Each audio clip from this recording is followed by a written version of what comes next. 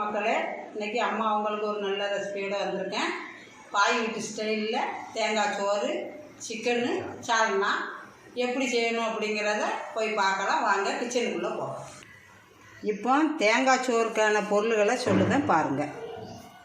பட்டை 2, கிராம்பு ஏலக்காய் 3, மராட்டி மொட்டு, நட்சத்திரப்பூ ஒரு துண்டு, கிராம்பு ஒரு 4, இஞ்சி பூண்டு பேஸ்ட்டு 3, பச்சை மிளகா கீரி வச்சுருக்கேன், தக்காளி பெரிய சைஸு தக்காளி 2, வெங்காயம் பல்லாரி வெங்காயம் ஒரு 3 வெட்டி வச்சுருக்கேன்.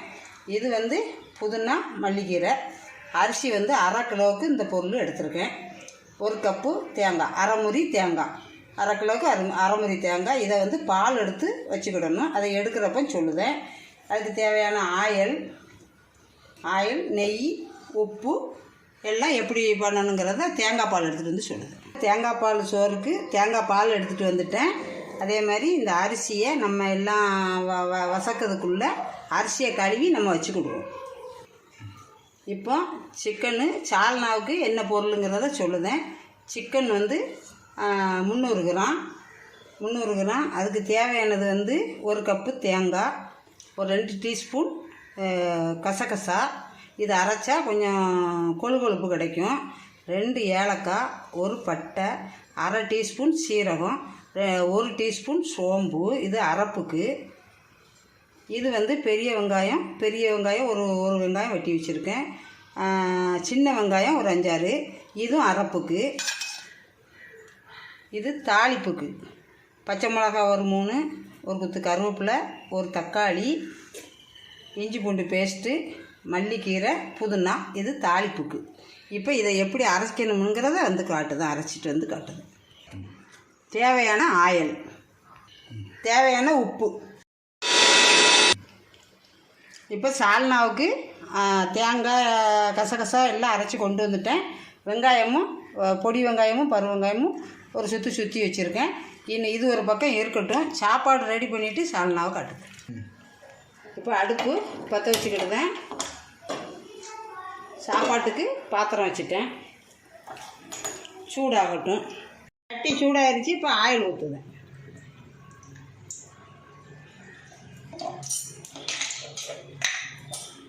இப்போ கொஞ்சோண்டு நெய் ஊற்றுதேன். ஒரு 2 ஸ்பூன் நெய் போட்டுக்கோங்க. சூடாகட்டும். எவ்வளோ நாளும் நெய் ஊற்றலாம். தேங்காய் பால் சாதம்னாக்கெல்லாம் கொஞ்சமாக நெய் ஊற்றினா போதும். தேங்காய் பாலில் நமக்கு டேஸ்ட் இருக்கும். உங்கள் விருப்பம், கூடுதலாக ஊற்றினாலும் ஊற்றிக்கோங்க, அது உங்கள் விருப்பம். இப்போ 2 பட்டை அரைச்சி போட்டு இந்த வச்சுருந்த பொருள் அத்தனையும் போடுறேன். கிராம்பு ஏலக்காய் எல்லாம் போட்டாச்சு. அது கொஞ்சம் பொரியட்டும். மிளகாய் போடுதேன், வெங்காயம் போடுதேன்,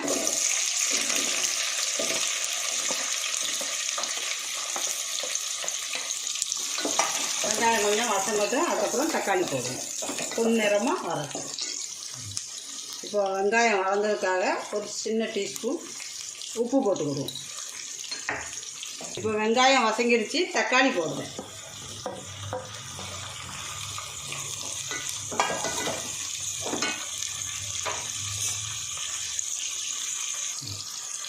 இப்போ எல்லாம் வதங்கிக்கிட்டு வருது. இஞ்சி பூண்டு பேஸ்ட்டு போடும்.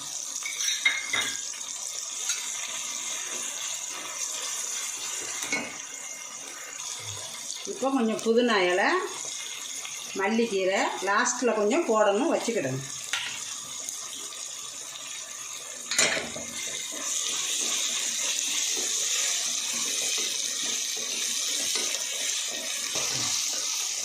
இப்போ எல்லாம் நல்லா வசங்கிட்டு இப்போ தேங்காய் பால் ஊற்றுதேன்.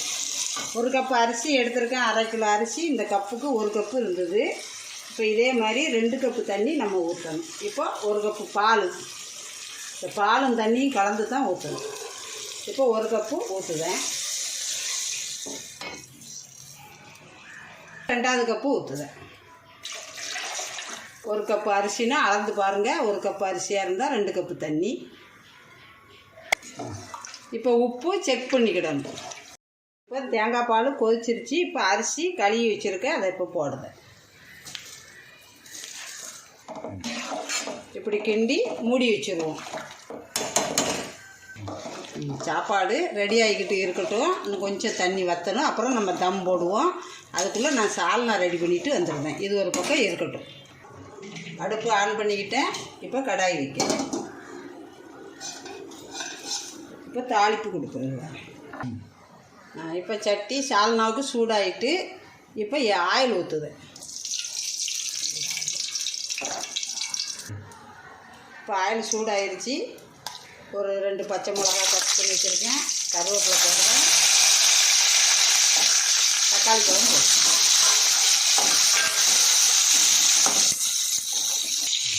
இப்போ இதுக்கு தேவையான உப்பு போட்டுக்கிறோம்.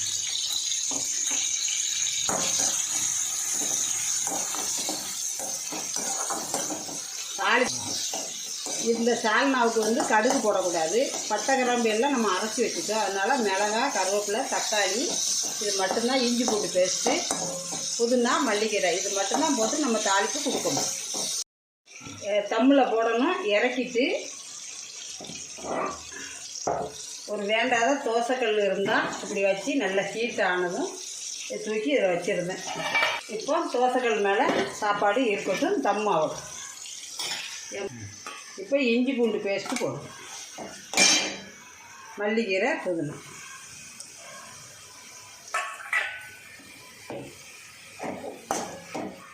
இப்போ அரைச்சி வச்ச வெங்காயம், பெரிய வெங்காயமும் சின்ன வெங்காயமும் இதில் போடும். நல்லா வசங்கிட்டு இப்போ வந்து கறியை போடுவோம்.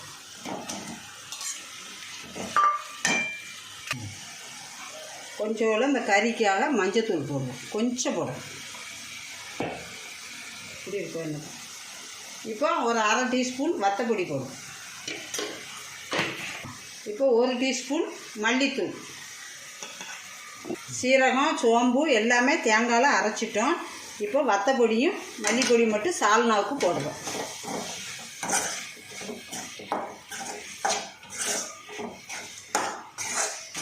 இப்போ கொஞ்சம் தண்ணி ஊற்றி வேகட்டும். கறி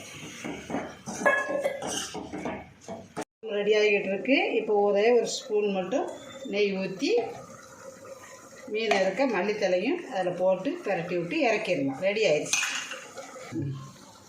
இப்போ தேங்காய் பால் சாதம் ரெடி ஆயிடுச்சு. நான் சால்னா ரெடி பண்ணிவிட்டு சொல்லுவேன். இப்போ சிக்கனு நல்லா வெந்துருச்சு. இப்போ தேங்காவை அரைப்பாக ஊற்றுவோம்.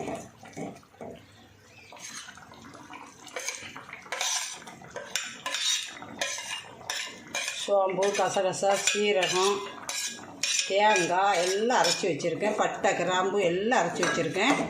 இதை இப்போ கடைசியாக ஊற்றி சால்னாவை எவ்வளோ தண்ணி வேணுமோ நம்ம சேர்த்து இன்னொரு கொதி வந்தது காட்டுது. இப்போ சால்னா ரெடி ஆகிட்டு 2 மல்லிக்கீரை தூவி ஒரு 1/2 டீஸ்பூன் நெய் மட்டும் ஊற்றி இறக்கிடும். அவ்வளோ முடிஞ்சிடும். அம்மா அன்னைக்கு பாய் வீட்டு ஸ்டைலில் தேங்காய் சோறும் சிக்கன் வந்து சால்னாவும் ரெடி பண்ணிட்டேன். சாப்பிட்டு பார்த்துட்டு எப்படி இருக்குங்கிறத சொல்லுங்கள், கமெண்டில் சொல்லுங்கள். பிடிச்சிருந்தா லைக் பண்ணுங்கள், ஷேர் பண்ணுங்கள், கமெண்ட் பண்ணுங்கள். அம்மா சேனலை சப்ஸ்கிரைப் பண்ணுங்கள். மீண்டும் ஒரு நல்ல ரெசிபியோடு அம்மா உங்களை சந்திக்கிறேன். நன்றி, வணக்கம்.